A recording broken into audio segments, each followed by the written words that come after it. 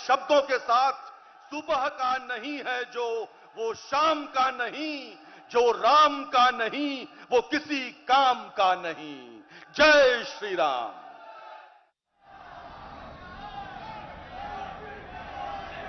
जय सिया राम। जय जय सिया राम। कार्यक्रम में उपस्थित उत्तर प्रदेश की राज्यपाल श्रीमती आनंदीबेन पटेल, यहां के लोकप्रिय कर्मयोगी मुख्यमंत्री योगी आदित्यनाथ जी, सभी पूज्य संतगण, उपस्थित अन्य सभी प्रबुद्धजन, श्रद्धालुगण, देवी और सज्जनों, श्री राम लला के दर्शन और उसके बाद राजा राम का अभिषेक, ये सौभाग्य राम जी की कृपा से ही मिलता है।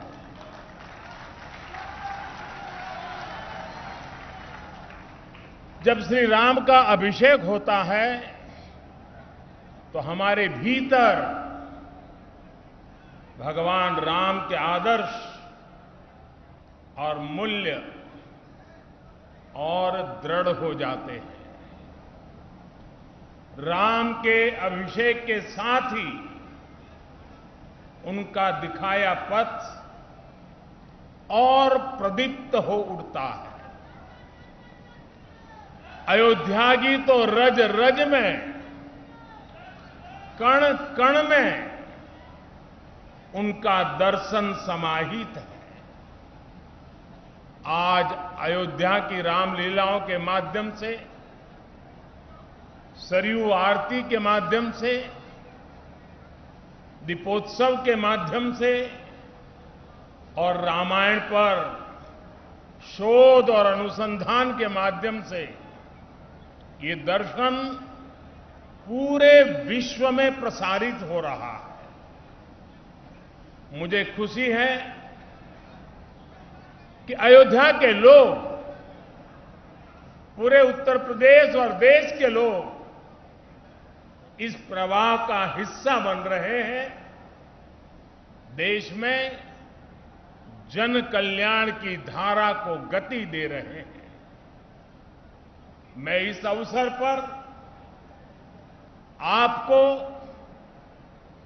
देशवासियों को और विश्व भर में फैले हुए राम भक्तों को भी हार्दिक बधाई देता हूं। मैं प्रभु श्री राम की पावन जन्मभूमि से सभी देशवासियों को आज छोटी दीपावली के पर्व पर कल के दीपावली की भी हार्दिक शुभकामनाएं देता हूं। साथियों, इस बार दीपावली एक ऐसे समय में आई है जब हमने कुछ समय पहले ही आजादी के 75 वर्ष पूरे किए हैं। हम आजादी का अमृत महोत्सव मना रहे हैं। आजादी के इस अमृत काल में भगवान राम जैसी संकल्प शक्ति देश को नई ऊंचाई पर ले जाएगी। भगवान राम ने अपने वचन में, अपने विचारों में, अपने शासन में, अपने प्रशासन में जिन मूल्यों को घड़ा,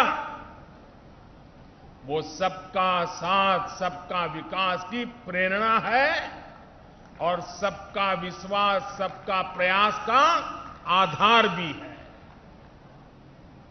अगले 25 वर्षों में विकसित भारत की आकांक्षा लिए आगे बढ़ रहे हम हिंदुस्तानियों के लिए श्री राम के आदर्श उस प्रकाश स्तंभ की तरह हैं जो हमें कठिन से कठिन लक्ष्यों को हासिल करने का हौसला देंगे। साथियों, इस बार लाल किले से मैंने सभी देशवासियों से पंच प्राणों को आत्मसात करने का आह्वान किया है। इन पंच प्राणों की ऊर्जा जिस एक तत्व से जुड़ी हुई है वो है भारत के नागरिकों का कर्तव्य। आज अयोध्या नगरी में दीपोत्सव के इस पावन अवसर पर हमें अपने इस संकल्प को दोहराना है, श्री राम से जितना सीख सके सीखना है।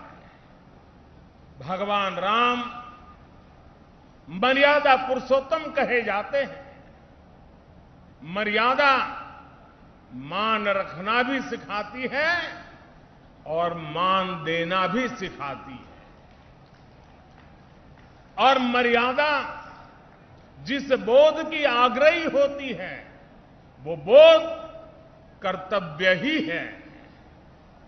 हमारे धर्म ग्रंथों में कहा गया है, रामो विग्रहवान धर्मः, अर्थात राम साक्षात धर्म के यानी कर्तव्य के सजीव स्वरूप है। भगवान राम जब जिस भूमिका में रहे उन्होंने कर्तव्यों पर सबसे ज्यादा बल दिया। वो जब राजकुमार थे तो ऋषियों की, उनके आश्रमों और गुरुकुलों की सुरक्षा का कर्तव्य निभाया। राज्याभिषेक के समय श्री राम ने एक आज्ञाकारी बेटे का कर्तव्य निभाया। उन्होंने पिता और परिवार के वचनों को प्राथमिकता देते हुए राज्य के त्याग को, वन जाने को अपना कर्तव्य समझ करके स्वीकार किया। वो वन में होते हैं तो वनवासियों को गले लगाते हैं, आश्रमों में जाते हैं तो मां सबरी का आशीर्वाद लेते हैं। वो सबको साथ लेकर लंका पर विजय प्राप्त करते हैं और जब सिंहासन पर बैठते हैं तो वन के वही सब साथी राम के साथ खड़े होते हैं, क्योंकि राम किसी को पीछे नहीं छोड़ते। राम कर्तव्य भावना से मुख नहीं मोड़ते। इसलिए राम भारत की उस भावना के प्रतीक है जो मानती है कि हमारे अधिकार हमारे कर्तव्यों से स्वयं सिद्ध हो जाते हैं। इसलिए हमें कर्तव्यों के प्रति समर्पित होने की जरूरत है। और संयोग देखिए, हमारे संविधान की जिस मूल प्रति पर भगवान राम, मां सीता और लक्ष्मण जी का चित्र अंकित है, संविधान का वो पृष्ठ भी मौलिक अधिकारों की बात करता है। यानी एक और हमारे संविधान अधिकारों की गारंटी, तो साथ ही प्रभु राम के रूप में कर्तव्यों का शाश्वत सांस्कृतिक बोध। इसलिए हम जितना कर्तव्यों के संकल्प को मजबूत करेंगे, राम जैसे राज्य की संकल्पना उतनी ही साकार होती जाएगी। साथियों, आजादी के अमृतकाल में देश ने अपनी विरासत पर गर्व और गुलामी की मानसिकता से मुक्ति का आह्वान किया है। ये प्रेरणा भी हमें प्रभु राम से मिलती है। उन्होंने कहा था, जननी जन्मभूमिश्च स्वर्गादपि गरीयसी, यानी वो स्वर्णमयी लंका के सामने भी हीन भावना में नहीं आए। बल्कि उन्होंने कहा कि मां और मातृभूमि स्वर्ग से भी बढ़कर के है। इसी आत्मविश्वास के साथ जब वो अयोध्या में लौटकर आते हैं, तब अयोध्या के बारे में कहा जाता है, नवग्रह निखर अनिक बनाई, जनु धे अमरावती आई। यानी अयोध्या की तुलना स्वर्ग से की गई है। इसलिए भाइयों और बहनों, जब राष्ट्र निर्माण का संकल्प होता है, नागरिकों में देश के लिए सेवा भाव होता है, तो भी और तभी राष्ट्र विकास की असीम ऊंचाइयों को छूता है। एक समय था जब राम के बारे में, हमारी संस्कृति और सभ्यता के बारे में बात करने तक से बचा जाता था। इसी देश में राम के अस्तित्व पर प्रश्न चिन्ह लगाए जाते थे। उसका परिणाम क्या हुआ? हमारे धार्मिक सांस्कृतिक स्थान और नगर पीछे छूटते चले गए। हम यही अयोध्या के रामघाट पर आते थे तो दुर्दशा देखकर मन दुखी हो जाता था। काशी की तंगहाली, वो गंदगी और वो गलियां परेशान कर देती थी। जिन स्थानों को हम अपनी पहचान का, अपने अस्तित्व का प्रतीक मानते थे, जब वही बदहाल थे तो देश के उत्थान का मनोबल अपने आप टूट जाता था। साथियों, बीते 8 वर्षों में देश ने हीन भावना की इन बेड़ियों को तोड़ा है। हमने भारत के तीर्थों के विकास की एक समग्र सोच को सामने रखा है। हमने राम मंदिर और काशी विश्वनाथ धाम से लेकर केदारनाथ और महाकाल महालोक तक घनघोर उपेक्षा के शिकार हमारी आस्था के स्थानों के गौरव को पुनर्जीवित किया है। एक समग्र प्रयास कैसे समग्र विकास का जरिया बन जाता है, आज देश इसका साक्षी है। आज अयोध्या के विकास के लिए हजारों करोड़ रुपए की नई योजनाएं शुरू की गई हैं। सड़कों का विकास हो रहा है, चौराहों और घाटों का सौंदर्यीकरण हो रहा है, नए इंफ्रास्ट्रक्चर बन रहे हैं। यानी अयोध्या का विकास नए आयाम छू रहा है। अयोध्या रेलवे स्टेशन के साथ साथ वर्ल्ड क्लास एयरपोर्ट का निर्माण भी किया जाएगा। यानी कनेक्टिविटी और अंतर्राष्ट्रीय पर्यटन का लाभ इस पूरे क्षेत्र को मिलेगा। अयोध्या के विकास के साथ साथ रामायण सर्किट के विकास पर भी काम चल रहा है। यानी अयोध्या से जो विकास अभियान शुरू हुआ, उसका विस्तार आसपास के पूरे क्षेत्र में होगा। साथियों, इस सांस्कृतिक विकास के कई सामाजिक और अंतर्राष्ट्रीय आयाम भी हैं। श्रृंगवेरपुर धाम में निषाद राज पार्क का निर्माण किया जा रहा है।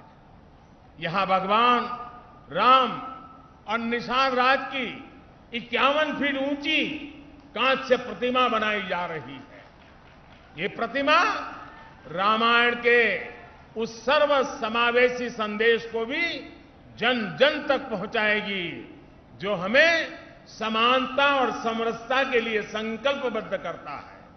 इसी तरह अयोध्या में ट्विन होम मेमोरियल पार्क का निर्माण किया गया है। ये पार्क भारत और दक्षिण कोरिया अंतर्राष्ट्रीय संबंधों को प्रगाढ़ बनाने के लिए दोनों देशों के सांस्कृतिक रिश्तों को मजबूत करने का एक माध्यम बनेगा। अब कल्पना कर सकते हैं, इस विकास से, पर्यटन की इतनी संभावनाओं से युवाओं के लिए रोजगार के कितने अवसर पैदा होंगे।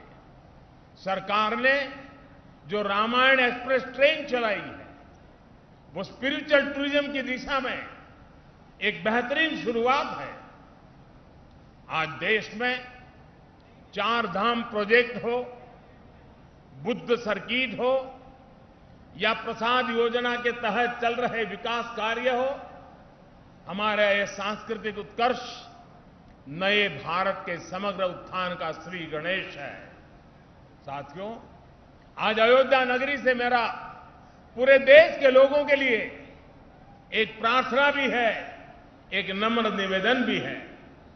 अयोध्या भारत की महान सांस्कृतिक विरासत का प्रतिबिंब है। राम अयोध्या के राजकुमार थे, लेकिन आराध्य वो पूरे देश के हैं। उनकी प्रेरणा, उनकी तप तपस्या, उनका दिखाया मार्ग हर देशवासी के लिए है। भगवान राम के आदर्शों पर चलना हम सभी भारतीयों का कर्तव्य है। उनके आदर्शों को हमें निरंतर जीना है, जीवन में उतारना है और इस आदर्श पथ पर चलते हुए अयोध्या वासियों पर दोहरा दायित्व है। आपकी डबल रिस्पॉन्सिबिलिटी है मेरे अयोध्या के भाइयों बहनों। वो दिन दूर नहीं जब विश्व भर से यहां आने वालों की संख्या अनेक गुना बढ़ जाएगी। जहां कण कण में राम व्याप्त हो, वहां का जन जन कैसा हो, वहां के लोगों का मन कैसा हो, ये भी उतना ही अहम है।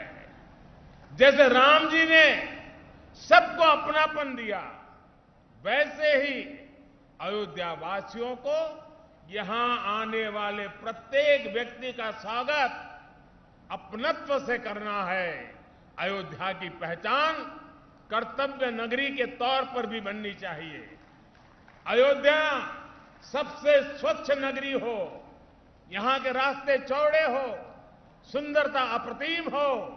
इसके लिए योगी जी और उनकी सरकार दीर्घ दृष्टि के साथ अनेक प्रकल्पों को आगे बढ़ा रही है, प्रयास कर रही है।